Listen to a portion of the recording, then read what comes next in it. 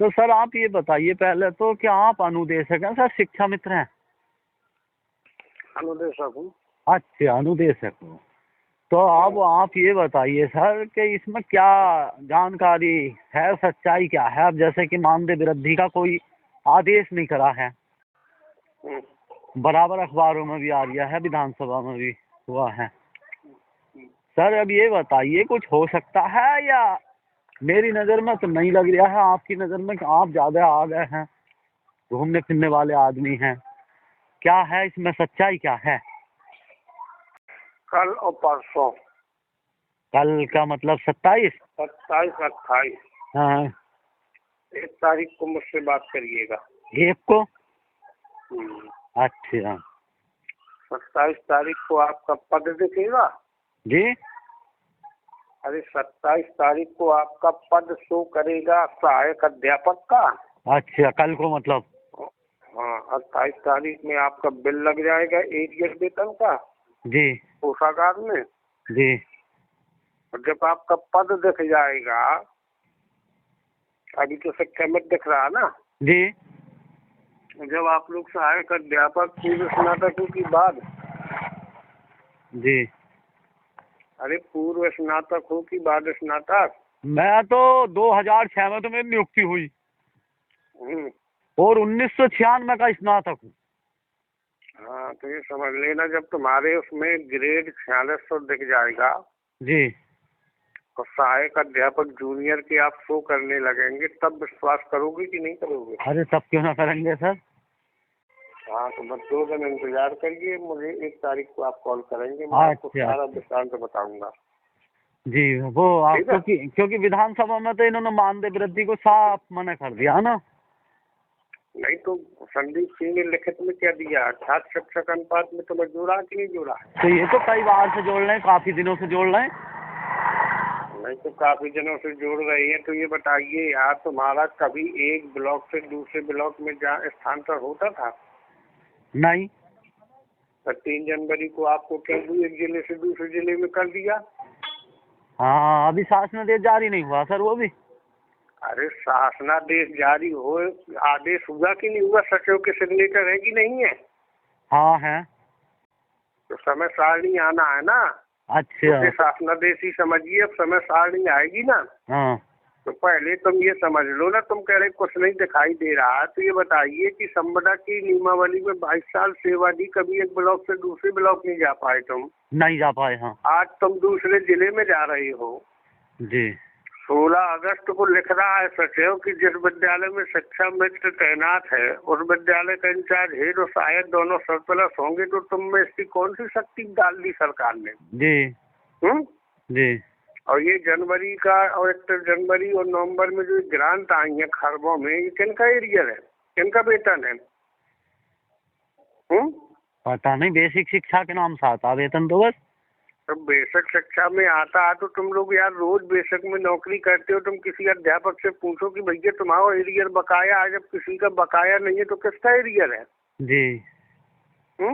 हाँ तो ये कब से मिल सकता है? मानदेय हमें कब से मिल सकता है फिर सर?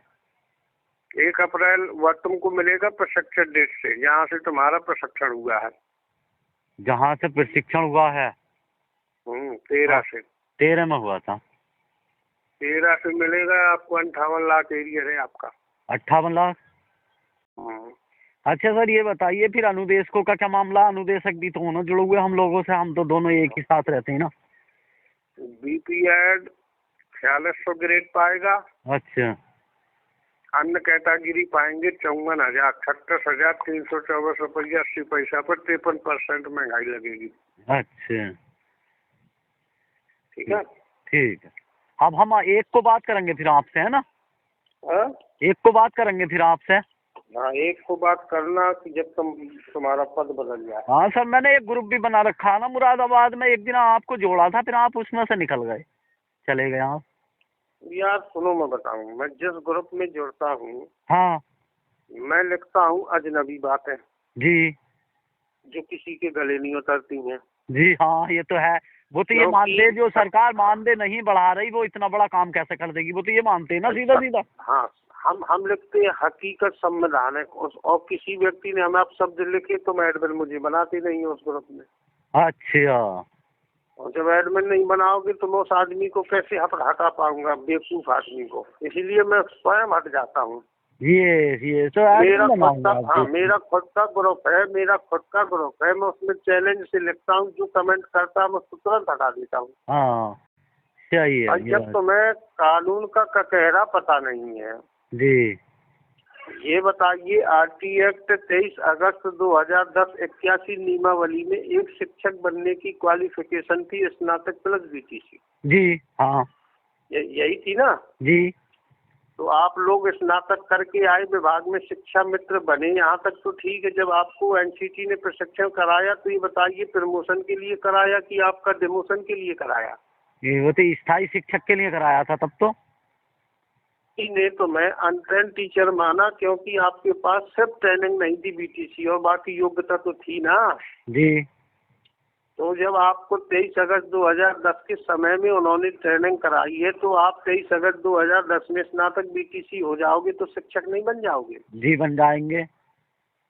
और बाद वाले तो अभी 3 साल बीए करेंगे, 2 साल बीटीसी करेंगे, 15 तक का समय दिया था उसने एनसीटी ने। क्यों दिया था? इसीलिए दिया था। जी।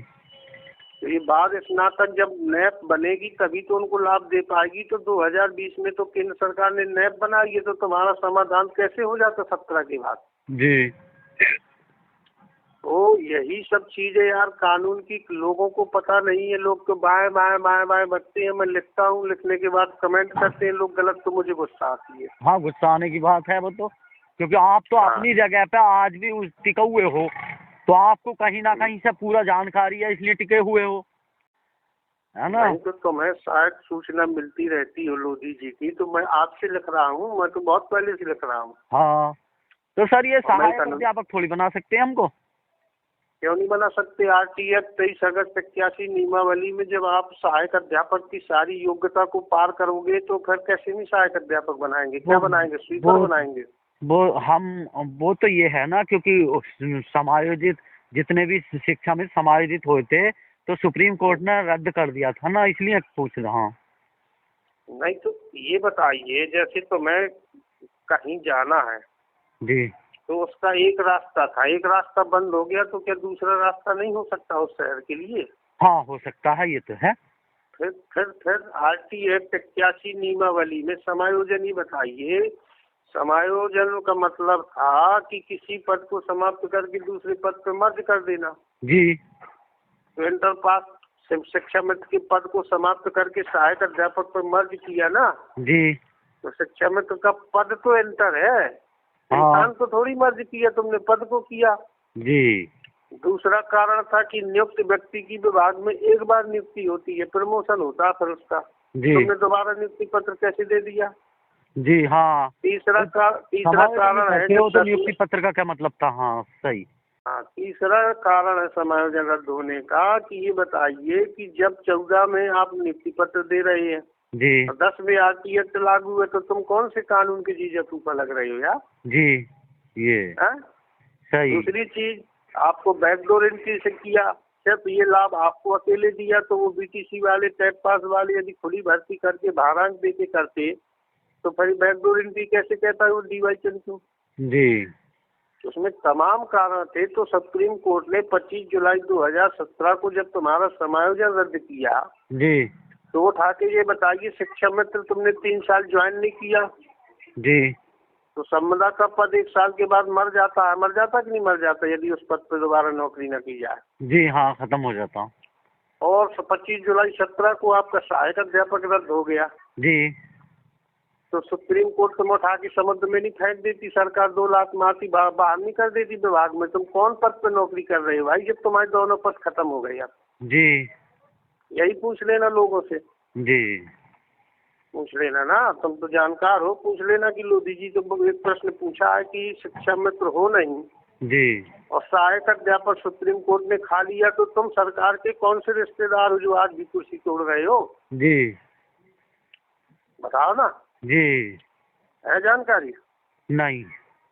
हाँ, बस यही सब रहस्य तुम्हें पता हो जाए ना तो तुम फंसाए गए। हाँ कमेंट कर ठीक है। ठीक है सर, अभी 1 तारीख में बात करूंगा आपसे, है ना। Please subscribe. Only personal use is allowed.